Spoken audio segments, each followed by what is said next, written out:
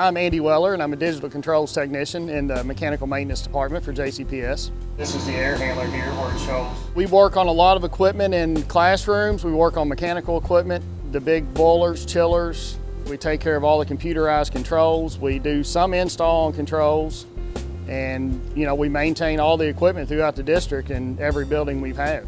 Our job is critical because we have to keep all the heating and air systems going every day, and there's always something to do, and always stuff. Just with the district this size, there's always stuff breaking down, always stuff to repair.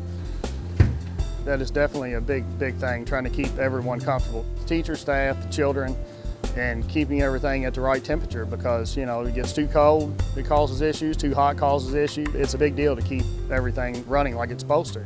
I like working with all the different people and going to different buildings, and it's always a different environment and different people you get to meet and work with, and always different equipment to work on too. It's different every day. Most of the time everybody's really grateful that you're there fixing the equipment, especially because they're either too hot or too cold, and you show up to fix it, and they're usually happy to see you.